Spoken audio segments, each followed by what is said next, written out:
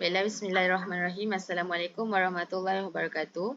Nama saya Nurfa Ika Kristina binti Syahrizan. Pada hari ini saya akan menemu bual seorang rakan saya iaitu Cik Nurul Naziha binti Muhammad Ali, yang merupakan tujuan saya memilih beliau untuk temu bual ini kerana beliau mempunyai 9 adik-beradik dan beliau merupakan anak ketiga daripada 9 adik-beradik tersebut. Jadi saya rasa beliau amat sesuai untuk ditemu ramah dalam topik yang akan dibincangkan sebentar lagi, iaitu tentang tahap perkembangan fizikal, kognitif dan juga sosial kanak-kanak. Okey, jadi sebelum kita meneruskan perbincangan, dipersilakan Cik Naziha untuk memperkenalkan diri dan belajar dari mana dan siapa nama adik yang akan dibincangkan dalam topik kita pada hari ini. Terima kasih Pak Ika. Nama saya Nurul Naziha dan saya adalah pelajar daripada Universiti Islam Antarabangsa Malaysia. Dua orang adik saya yang akan dibincangkan pada hari ini adalah yang pertama Ahmad Fatih yang berumur 7 tahun dan yang kedua adalah Nurul Hayat Safia yang berumur 11 tahun. Okey, baiklah. Terlebih dahulu saya ingin mengucapkan terima kasih kepada Cik Nurul Naziha kerana sudi meluangkan masa untuk ditemu bual oleh saya bagi menyiapkan assignment saya. Okey, jadi soalan pertama. Okay, jadi kita dah tahu bahawa kita tertumpu kepada adik yang bernama Fatih dan juga Safia. Fatih yang berumur 7 tahun dan juga Safia yang berumur 11 tahun. Okay, jadi soalan saya yang pertama, bagi adik Fatih ni,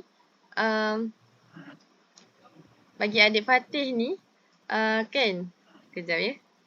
Macam mana perubahan perkembangan fizikal dia? Macam mana keadaan fizikal dia sekarang, terutamanya daripada segi motor kasar dan juga motor halus? Kerana untuk pengetahuan Cik Naziha, motor kasar ni adalah daripada aspek yang secara kasarnya daripada segi pergerakan tubuh badan yang kasar, sebagai contoh melompat, berlari dan sebagainya, yang menggunakan keseluruhan tubuh badan. Manakala daripada segi motor halus ni pula daripada aspek yang menggunakan jari jemari sahaja. Boleh dapat tak Cik Naziha? Okey. Jadi dari aspek adik Fatih ni, apa je yang Cik Naziha dah boleh nampak dalam perkembangan fizikal adik Fatih ni? Kalau macam Fatih, dia kan baru darjah 1 kan. So kalau dari segi macam motor kasar tadi, pergerakan fizikal dia, dia sangat aktif. Dia suka melompat, main lari-lari. Dan setiap petang dia akan main basikal dan pergi ke taman dan main grosu dengan kawan-kawan dia. So kalau dari segi motor halus, dia dah pandai menulis tapi masih belum cukup kemas. Hanyalah pandai tulis level budak darjah 1. Dan satu kelebihan Fatih ni, dia suka melukis. Dia lagi pandai melukis daripada menulis. Faham. Okay, jadi untuk adik Safia pula, macam mana perkembangan yang Cik Naziha dapat? Cik Naziha nampak dalam adik Safia ni? Kalau macam Safia, dia dah 11 tahun kan. So dari segi motor kasar ni, dia aktif lah. Macam dia dah cukup okey lah. Macam dia jalan pun okey, lari semua. Dia lari lacik semua tu. Macam Safia ni, dia punya motor kasar dia lebih baik berbanding Ahmad Fatih. Tapi kalau macam dari segi motor halus pun, Safia ni kisah dia cantik. So dia dah pandai menulis, mewarna, melukis, semua tu dah lengkap lah semua. Dah lengkap lah untuk kanak-kanak darjah 5 kan, mestilah dah pandai buat karangan semua kan, setakat tulis-tulis tu. Okay. Okey lah. Okay, jadi apakah perbezaan? Sebentar ya Cik Naziha. Okay, jadi apa perbezaan? Okay, jadi seterusnya saya akan bertanya kepada tahap kognitif pula lah. Okay, jadi dalam tahap kognitif mereka ni, macam mana adik Fatih ni menyelesaikan sesuatu masalah yang dia hadapi? Kalau dia macam ada tekanan ke apa? Macam mana adik Fatih ni selesaikan masalah tu? Oh, kalau dari segi selesaikan masalah. Macam Fatih, dia biasanya kalau dia ada masalah, dia sama ada dia akan nangis Hmm? ataupun dia akan tercegat. Contoh lah kalau macam dia tumpah kat air. So dia akan tercegat kat situ, duduk je, dia kat situ sampai ada orang perasan yang dia buat salah. Baru dia berani untuk mengaku yang dia buat salah. Kalau macam Safia, kalau dia ada buat salah, biasanya dia akan cuba selesaikan masalah dia sendiri lah. Kalau contoh saya tumpah kat air, dia tahu apa yang dia perlu buat. Macam ambil kain ni selesaikan masalah dia sendiri. Maksudnya macam lebih kepada adik Fatih ni memerlukan bimbingan lah dalam menyelesaikan suatu masalah. Macam Safia ni dia dah pandai berfikir sendiri. Macam apa yang baik, apa yang buruk kan. Contoh kalau macam dia rasa stres ataupun dia rasa marah, macam mana? Apa reaksi yang dilakukan oleh adik Fatih ni? Fatih kalau dia dalam keadaan tertekan, memang benda first dia akan nangis lah. Lepas tu dia akan memberontak. Contoh. Dia baling-baling barang tak? Dalam umur 7 tahun ni dia baling-baling barang lagi tak?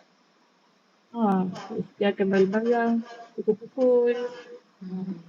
Macam dia masih belum pandai kawal emosi dia lagi lah sepenuhnya. Kalau macam adik Safia pula, Kalau Safia ni dia lebih senang. Dia kalau ada masalah macam tekanan, dia akan tenang, tujuk, minta cara baik ke apa-apa. Dia tak pilih untuk memberontak lah.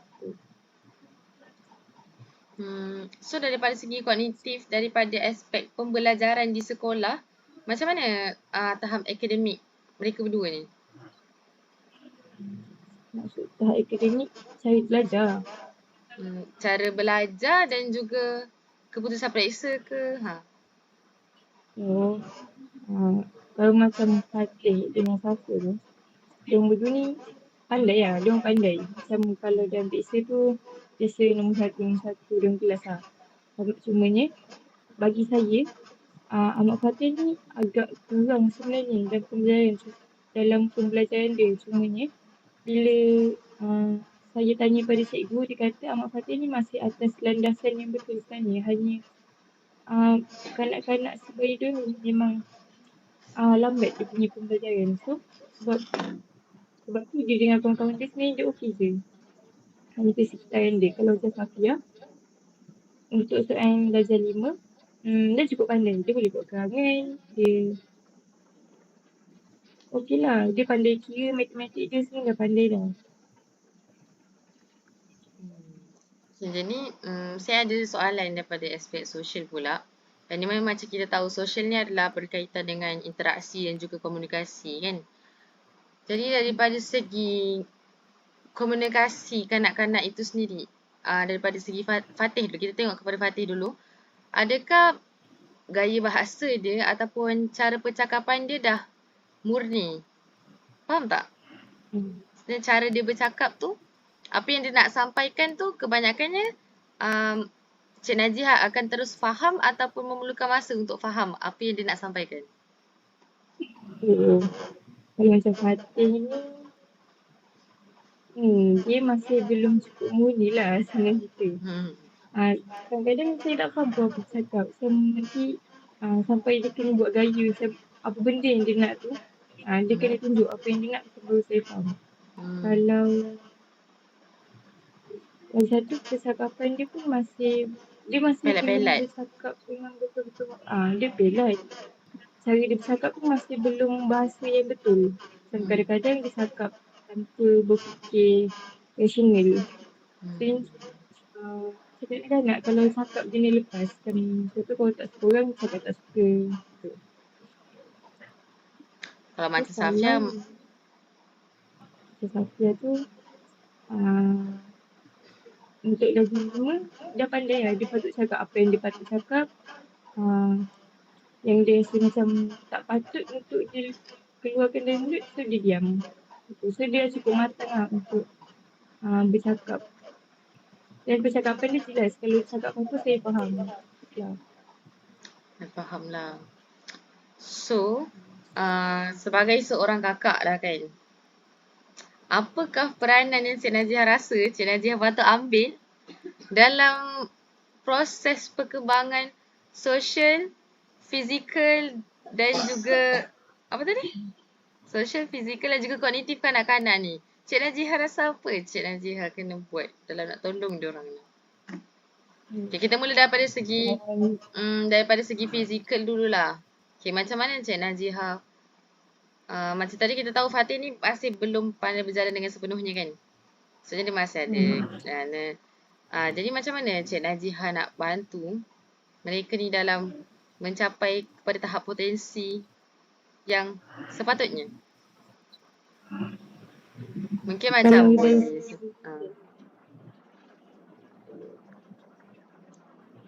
dia kena mungkin macam biasakan ajak dia jalan bermain ke, Hah? ajak dia bermain ke, berlari ke, main lompat-lompat ke. Macam kalau saya, dia memang seorang budak yang aktif. So, tugas saya sebagai seorang kakak, saya cuma kena pantau. Macam kalau dia salah jalan, terjatuh ke apa-apa, at least saya ada untuk bantu dia dan betulkan apa yang macam dia salah. Betul. Okay, kalau daripada segi Safiah pula, Kata Safia, dari apa lagi segi aspek fizikal macam yang kita tahu, perempuan ni dia akan ada akil balik dia. Jadi dari segi situ apa peranan Cik Naziha? kalau saya tapi sekarang dia belum lagi. Sebenarnya Belum kalau lagi. one day dia dah kalau one day dia dah akil balik, itulah tugas saya sebagai seorang kakak, kena banyak nasihatkan dia macam dah besar. So dia apa benda yang dia perlu buat, apa benda yang tak patut buat, itu banyak segi dari mental lah, kesihatan dalaman dia, macam pembentukan sasiah diri dia. Saya akan bagi nasihat dan bimbing dia satu-satu. Okay, daripada segi kognitif pula ataupun dari segi pemikiran dan juga pembelajaran, apa Cik Naziha rasa Cik Naziha kena buat? Kalau dari segi pembelajaran, saya rasa itu sama dari segi Fatih dan Safia. Tugas saya, biasa dia akan tanya saya kalau ada tugas sekolah yang dia tak tahu. So saya akan ajar dia orang. So ajar matematik, macam Fatih ajar tanggal tolak. Saya Safia ajar bahasa Inggeris. So dia nak buat ayat dan bahasa Inggeris, grammar dia. Itu semua saya akan ajar kalau dia ada masalah dalam belajar. Okay. Sangat bagus sih jawapan Cik Naziha pada malam ini. Sepertinya sel-sel otak sentiasa berkembang. Okay, yang akhir sekali kita boleh tengok daripada segi aspek sosial pula, daripada segi komunikasi ni. Cik Naziha rasa macam mana nak melibatkan kanak-kanak ni untuk sentiasa terlibat dengan orang sekeliling. So macam yang kita tahu, kanak-kanak sekarang ni dia macam kurang bersosial. Dia lebih kepada gadget dan sebagainya. Bagaimana pula dengan adik-adik Cik Naziha? Okay, kalau dari segi gadget, saya tak boleh nafikan kanak-kanak zaman sekarang sangatlah tertarik pada gadget. Kalau macam Fatih pada usia 7 tahun, dia sangat suka tengok YouTube, tengok main game. Kalau macam Safia, pada umur dia dah start suka main Instagram, main TikTok dan bersosial dengan kawan-kawan dia melalui media sosial tu. So, saya sebagai seorang kakak, saya akan pantau dan cuba hadkan. Macam kalau dekat rumah kita akan limitkan seorang boleh main 2 jam. Itu pun lepas siap pergi sekolah. So, tu semua tugas saya tu. Saya akan check. Dah siap pergi sekolah belum hari ni? Okey, baru boleh main telefon. So, kalau macam Safia pun, saya akan pantau dia punya konten dalam dia punya social media. Dan kalau macam Mak Fatih, saya akan tengok video apa yang dia tengok tu, adakah video tu bagus ataupun tidak. Mematuhi syariah ataupun tidak? Sebabnya video kanak-kanak zaman sekarang, kalau kita pantau, banyak bahaya dia. Okay, jadi saya rasa sampai situ saja. Sebab saya pun dah tak tahu nak tanya apa. Okay, jadi saya harap Cik Naziha berdoakan saya untuk menyiapkan laporan saya ni. Jadi saya amat berterima kasih banyak-banyak kerana telah membantu saya dalam menjadi salah satu manusia yang terlibat dalam proses ni. Jadi itu sahaja. Sekian. Terima kasih. Sama.